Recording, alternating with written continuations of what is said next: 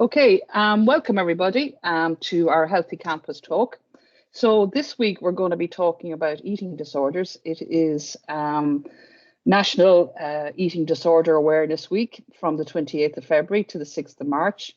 And today we're joined by Caroline Kennedy, who is one of our 3 nurses in our medical centre here in the college, and also by Edel Emerson.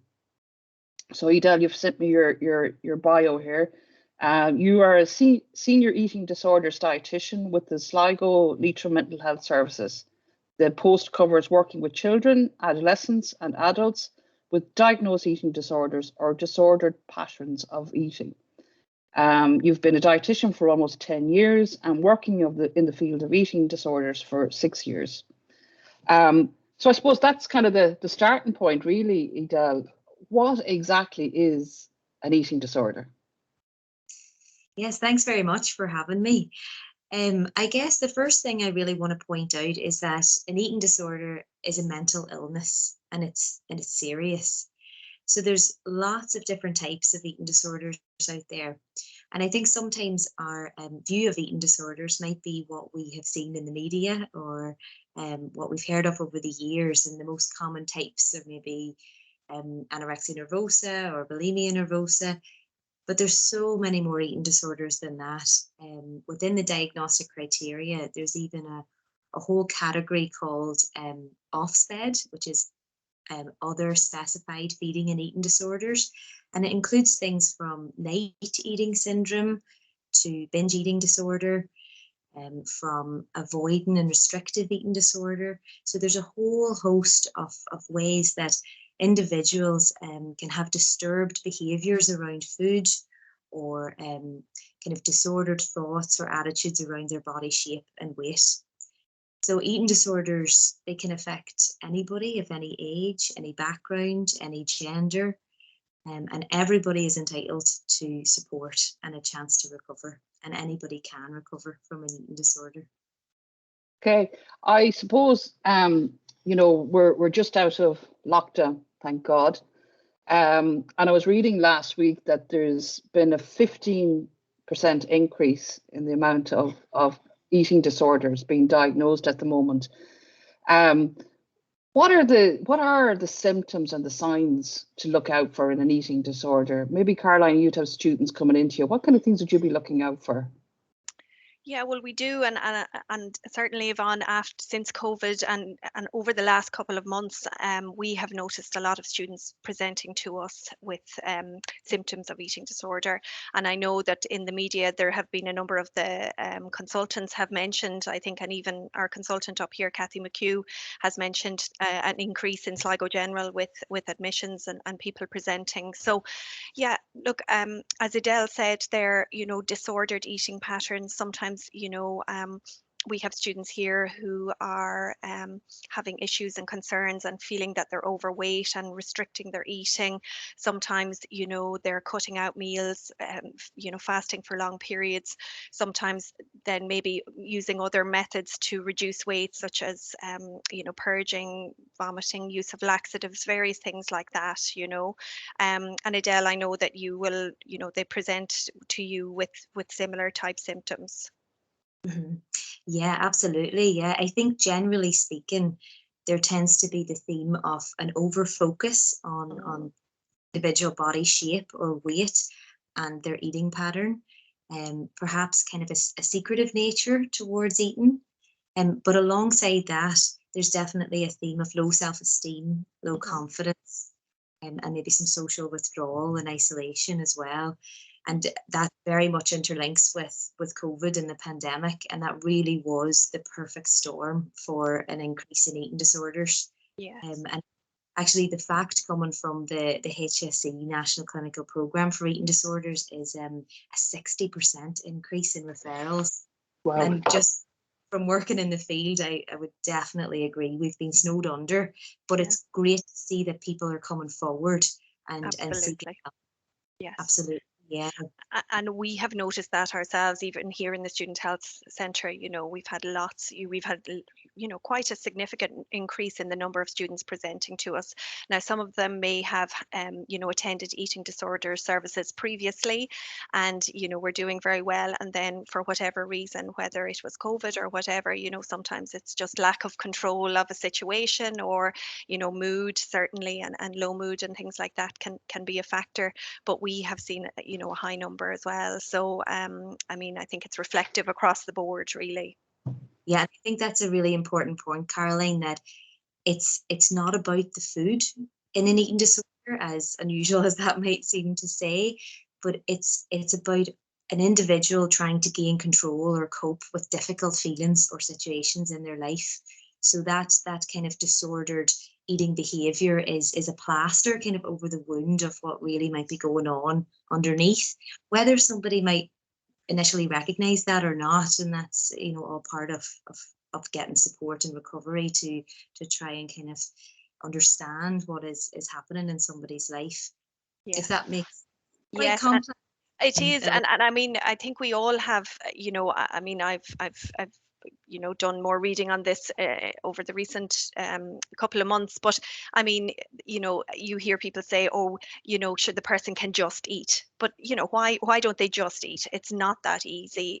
There is a control, even, the condition has a control over the person, and it's very hard for them to get control back over, and to be able to eat. Or I think the distorted perception of feeling fat or feeling, larger than they are, or the awareness not having the true perception of possibly how skinny they are, or, it may not be that, it may just be the control that if it's anorexia or bulimia has over them, and it's very difficult for them to gain that control back again, yeah. Because when the brain becomes starved, when it's not getting nutrition that it needs every day, these disordered eating behaviors and thoughts become stronger and stronger and harder to challenge. So it can become quite ingrained without someone even noticing, and go on for many months or years. And I think that's the other important thing, and the research will show that if somebody gets help early and is able to get specialist services, that they can, the recovery path is so much easier. Whereas when the behaviours become ingrained, and go on for a longer period of time, it is more difficult to get on top of it. So I suppose that's part of the reason that we wanted to do an event like this. It's just to let people know, that they can come forward, that they can come to the Student Health Centre, they can, go to their GP, or that there are specialist services in the hospital and lots of supports there, and I know there are a number, and we've kind of touched on this, Edel, about, the misconceptions about eating disorders, that it's just maybe a female issue. I know a lot of people feel that it's very much one gender, but that's not true at all. Absolutely, yeah. So eating disorders in men are definitely there, but they're underdiagnosed, undertreated, underrecognized. And I guess there's many reasons for that, or thought to be many reasons for that. Perhaps kind of fear of being judged or laughed at if men come forward. But I think there's a lot of positive moves being made within the media. There was a very good television show on RTE last year about men in sport in Ireland being affected by disorders, which was fantastic to see. And I think, Yvonne, you mentioned an article in a newspaper. Yeah, like last week, it really grabbed my eye, and I suppose maybe it was in the lead up to this week. So it was eating disorders in men. I kept telling myself that this doesn't happen to lads. And that was an article. It was Cormac Ryan, former Dublin hurler. And he said that he was 9 years living with his eating disorder before he realized, that something wasn't right. And I suppose the courage that it took for him to actually go and seek help. But he mentioned that, when I know, like, we shouldn't always be relying on Dr. Google, but I suppose it's where we all start. But he said, when he looked for resources on the internet, he said that everything seemed to be saying to him that, well, it's a female problem, it's a young girl's problem, it's this. And it took him a long time to realize that, actually, no, this is a problem that affects both men and women.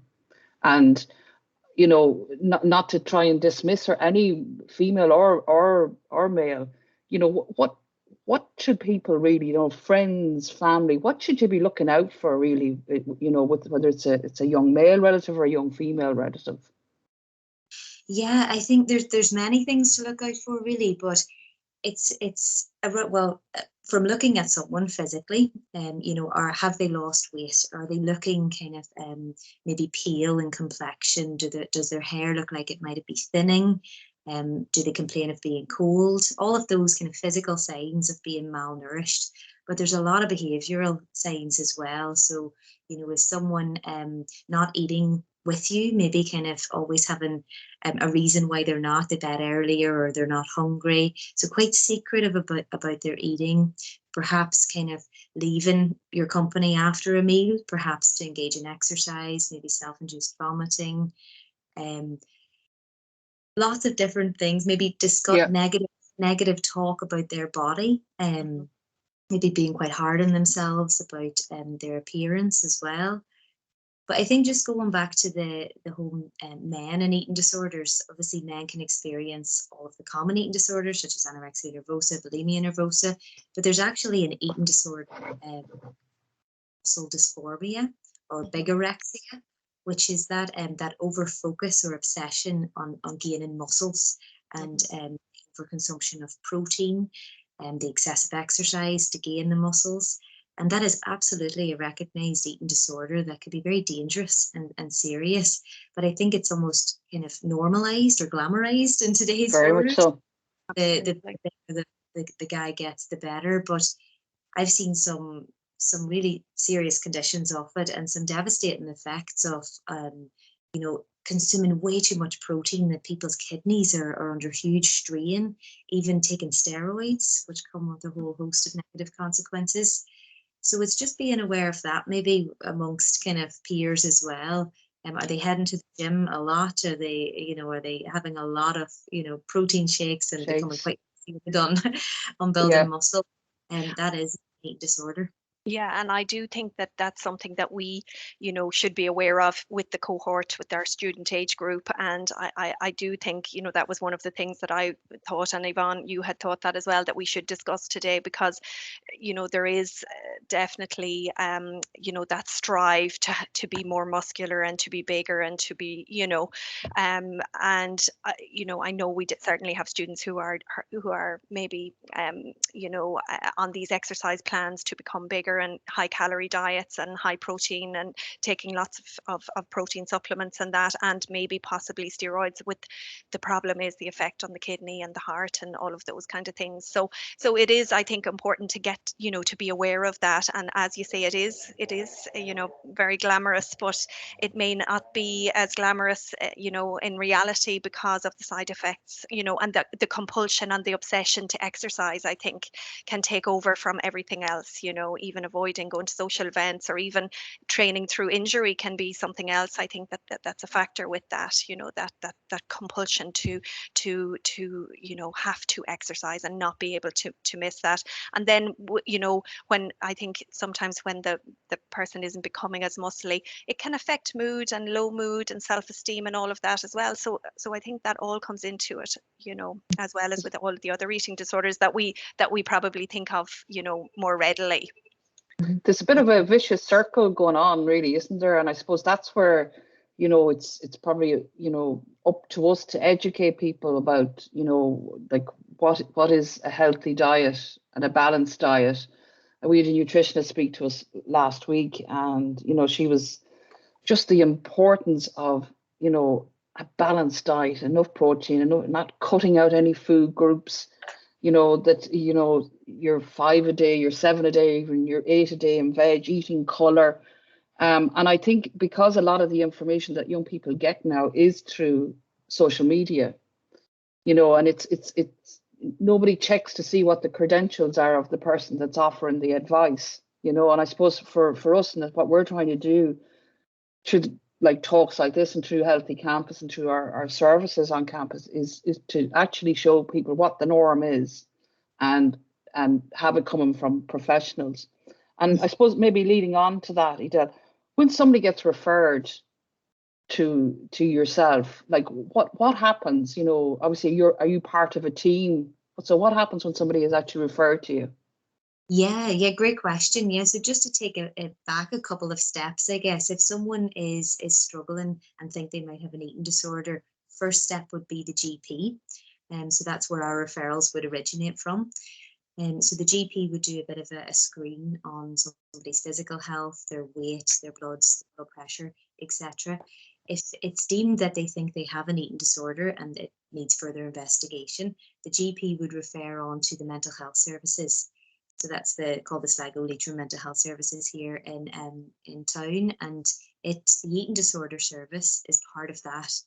So I work alongside an eating disorder therapist who practices CBTE, which is a therapy used for eating disorder, and we function out of Markovich House. Right. So what would happen is you would come in for an initial assessment, which would be quite a long assessment, sometimes about an hour and a half, and we'd really get to know the person and see what support and potential therapy would be helpful for them.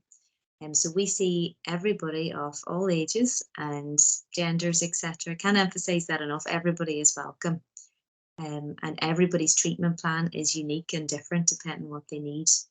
And I just want to bounce back in case I don't get it in the terms of the common misconceptions, is that people often consider eating disorders as having a very low weight. Okay, so 85% of eating disorders might look like a healthy weight from the outside. Okay, but that's a very high percentage. But there are a lot of people struggling at that quote unquote healthy weight, perhaps in restriction and binge cycles, and be very malnourished. Okay, so I want to kind of highlight that that a lot of people in our service, you know, from glancing at them, might not look like they have a stereotypical eating disorder, but are struggling. Yeah. And we would certainly see that as well, you know, and so it's important to be aware of that, really. I think you also mentioned that you see, you know, all ages, because sometimes another misconception is that it's only teenagers or it's only, you know, young women that this affects, but it affects the whole age spectrum, unfortunately. But it is important to know that it's not just a particular age or teenagers, or, you know, that I think the other thing is that people think it's a lifestyle choice, you know, that you've decided to eat this way or be this, you know, weight, or, you know, and it's not that at all. The issue is the control, and that, you know, as you said, it's a band-aid for something else, possibly a bigger issue. So it's more to do with coping and that as well in some cases, you know. And, you know, it's not a faddy diet, it's not any of those kind of things, because people do think that, and that's some of the misconceptions, you know, or that it's just a phase that someone will grow out of. So I think those things can be unhelpful too if somebody is struggling and people, you know, they feel that's somebody's perception, you know. So I think it's important, and that's the importance of you know, accessing specialist services like yourselves. And I know that we deal with you and we refer, and just Edel, here in the Student Health Centre, the students can come, they can see the nurse, they can see that we have a whole team of GPs who are really experienced in student health issues. The service is all free, so they can see the nurse for free, the doctor. We also have our counselling team here, and that service is also free. So the students can just phone us for an appointment, they can email for an appointment. They don't have to say what it's about, they just can say that they'd like to make an appointment with the nurse or the doctor. And then if we need to refer on, we would refer on to, obviously, mental health services, and then specifically through to the eating disorder service. So, and all of that's free, and it's totally confidential, you know. So I think it's important for people to know that, because, you know, I think sometimes students can be quite shy and embarrassed, and it is very hard to come forward. And as you say, there's the secretive issue as well, and it's just taking that first step can be so difficult for someone to admit that they have a problem, or that there is a problem, you know. So like, I think it's important for us to just, you know, kind of signpost and show that we have services, and we're so lucky here in Sligo to have such great specialist services. Some other places in the country don't have as much specific specialist care as we have, so we're very lucky to have that. Absolutely. Yeah, and I suppose sorry there, Edel, it's only a case of when when you need a service, that you actually realise that a service is there. So even to highlight that today, I think that's so important that we do highlight that this service is available in Sligo and that we have experts like yourself available to help. Mm-hmm. Yeah, I was just going to mention as well, in case people haven't heard of it, Bodywise. Mm-hmm. So that's BODYWHYS, and that's the national voluntary organisation here in Ireland, to support people with an eating disorder. So if someone felt they might have an eating disorder but they weren't too sure, and they felt like they weren't able to share that with anybody, whether that's a professional or a family or friend, they could go on the Bodywise website and there's a helpline. So they can email or they can phone and they can talk to a professional in eating disorders, talk about their signs and symptoms. They can join an online support group as well. And there's different kind of online programs, different modules you can complete. So that's a great resource if you feel it's a fantastic and they have so much information, so much practical, helpful information. And I know sometimes, you know, a friend will come to us or will contact us saying that they're maybe concerned about one of their friends or their housemates or even their family members, and they just don't know how to approach them or how to, you know, that they've noticed, as you said, some of the, you know, maybe the secretive eating or the avoiding meals or whatever it might be, and they you know, there are some alarm bells there and they're just not sure how to help their friend or their family member. So what you know, what things can we say to them just to support them to be able to maybe bring the subject up with their friend or their family member? Yeah, great question. And my number one piece of advice would be to try and avoid discussions around food, or their appearance, or, you know, you should try and eat this or eat with me, or you're looking well, or you're looking a bit bright. Any comment on food or appearance is not going to be helpful. So what is beyond that, how are they doing? How are they feeling? How's their mood? And validate their feelings, listen to them, be an ear for them, just to hopefully open up to you. Then know that there's, you know, Bodywise there, there's the GP there if they want to seek professional help. But certainly avoiding and a focus on that. And I think just being supportive and just opening the door a little bit and saying, look, you know, I've noticed this, maybe I'm just a little bit worried, you know, I'm here for you. You know, there is lots of help, and they can mention all the services we've talked about. Or Bodywise, I think, is an excellent service. And they have family, they have a pillar program as well for family members. So to support someone who is suffering with an eating disorder, to be able to support them, you know, through their recovery. And as you said earlier, I mean, people can make an absolute full recovery. It's just to try, and the earlier that you can get help, the better. But at any stage, it's just taking that first step. But I think we're like that with everything. I think any little lumps or bumps that we might have, you're afraid to go, you know, you're afraid of the fear of the unknown. Is it something worse?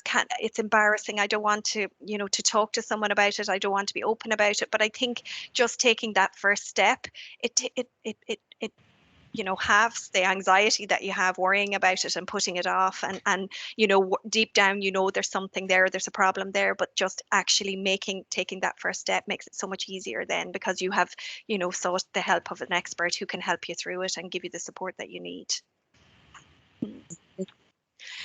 So the Bodywise, website is fantastic, and as we mentioned, they have lots and lots of supports, and they've different about supporting family members, about how to approach someone. That the pillar program for family members, which is every I think it's a 2-hour training over 4 weeks, I think, so that's also very useful. And to come, so as we said, to the student health service, or to, sometimes people don't want to, you know, present maybe in college, that they'd like to see their own GP or their family GP or their nurse or whoever it might be, or even their counsellor. And as we said, we have our counsellors here who are willing to see anyone. So I mean, you can email into the student health services, you can phone us to make an appointment, and as we said, the service is all free, and you know, we're delighted to be of any assistance that we can.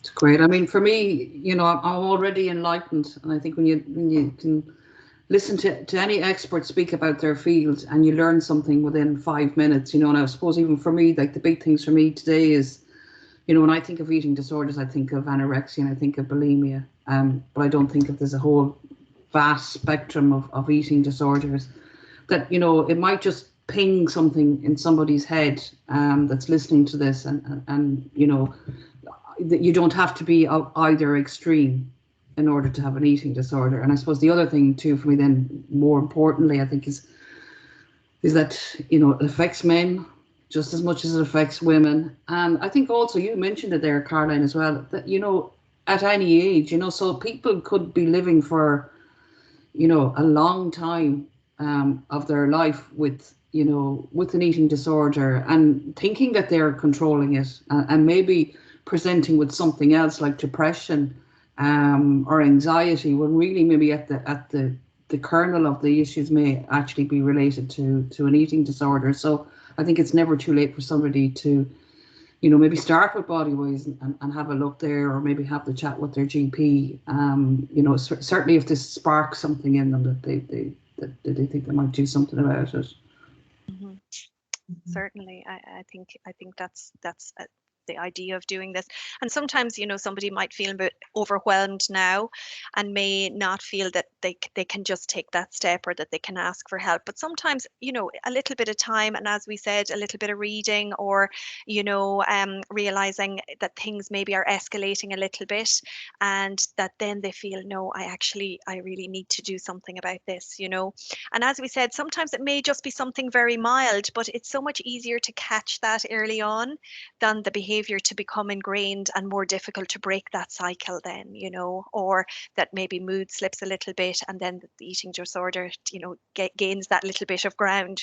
So I think if someone is even, you know, mildly concerned, why not come, even if it was just to get some general advice about diet and exercise. Yeah. And I think, Yvonne, you know, you mentioned COVID, and there was such a focus about exercise and diet and healthy eating, and, you know, podcasts this and everything in the paper, and you need, and it made people, like, there was very little else to do, so the focus was very much on diet and eating, and, you know, not putting on weight, and the COVID stone and all this kind of stuff. So that's very difficult, you know, when you're bombarded by that all of the time, and you're maybe not having the support network of your family or your friends to get out and socialize and enjoy life. And so you know, that has certainly been very difficult as well, I think, for a lot of people, and certainly the students who were not in college and didn't have friends and not socializing. And that's such an important part of life, and they really missed out on that. So I think it's been hard. So I think anything that we can do to help now, it's just so important, you know. I agree. And I think even like this year, we've seen a little bit of a backlash against Operation Transformation. And, you know, I suppose because it is bringing it all back to this kind of, you know, this focus on body and body image, you know, and, you know, while it's good to talk about getting exercise and diet and everything like that, I suppose, you know, I think this year just made people feel uncomfortable, you know, this focus on bringing people out in Lycra and speaking about their bodies, you know, because maybe if somebody is overweight and you're comfortable with the way you are, you know, suddenly you're kind of almost shamed into thinking, actually, you know, I shouldn't be overweight, and I should be doing something about it, and it can trigger something. So, you know, I felt this year there was probably a lot of, you know, there was a bit of backlash and a lot written about it in the papers. Would you think that maybe, you know, you spoke about it before there, Edel, about not speaking about a person's body or speaking about how they look, that there's more to the conversation? Yeah, there is so much more to health than what we think and what's going on internally. And I think what Operation Transformation, what the backlash there was primarily about, was trying to kind of decrease the diet culture that we live in, and really trying to promote, you know, diets. They do not work. They're not sustainable. They're not actually healthy. They're just, again, kind of glamorized into this quick fix, and you'll look wonderful after 2 weeks, or whatever big promises they hold. But really kind of taking health and trying to simplify it into, you know, eating a variety of foods, eating regularly, enjoying your food, being able to eat in the company of others. Those basic principles there's a lot to be said for them. There is, yeah. It's kind of stripping it right back to kind of like the basics and letting people just feel comfortable about who they are and how they look, and being able to interact with people and not kind of bring this kind of spotlight on their bodies, or spotlight on what they're eating or what they're not eating for that matter as well. Yeah. I think, you know, what today, you know, is we're just giving voice, I hope, to some of the stuff that people might be feeling or talking about. And, you know, you've both mentioned Body Wise, and I think that's, you know, a great starting point. They have a wonderful lineup of talks this week. If people are interested, they can look them up on social media. I think we'll wrap up now, unless there's anything else that anybody wants to add. We could probably stay here and talk all day, which is great. But I think this is a great starting point. And I think we'll take it from here and maybe look at doing something else in a couple of months' time as well, and maybe focus on some specific conditions, and also then kind of, you know, we'll try and support through nutritionists here on campus and providing talks, and, you know, just kind of, you know, we've a lot happening on campus at the moment. You know, there's a lot there to support people. You know, you can, at lunchtime, you can go over and have a walk around the running track. You know, we have classes in the Knocknarea Arena, we have yoga. So there's a lot there for people to try and come out and meet people, which is probably the best thing I'm doing at the moment, is, like, you know, reconnect and, you know, meet up with people and take a break during the day at work, you know, and just, I suppose, just basically take care of yourself and not to be so hard on yourself. And I think the students, you know, even making friends and social networks, you know, the first years last year weren't on site. So, and now we have another lot of first years, but they didn't get to make those, you know, friendships and the support networks and meet people. And so I think that's really important. And it's great to have all those events, Yvonne, that people can socialize and make friends. And, you know, it helps with everything then to have a good social circle, and even for stress relief and sleeping and all of that general healthy living, you know. So listen, Edel, thanks so much for coming on today. I'm so pleased. I know I did hear you speak before, so it's great to have you know, the expertise when we're doing something like this. So thank you for taking the time to join us, and thank you, Yvonne. And hopefully we will do something again in the future. Yes, listen, thanks very much, Great. girls. Thank you. Thanks, Edel. Thanks. Bye. Thanks.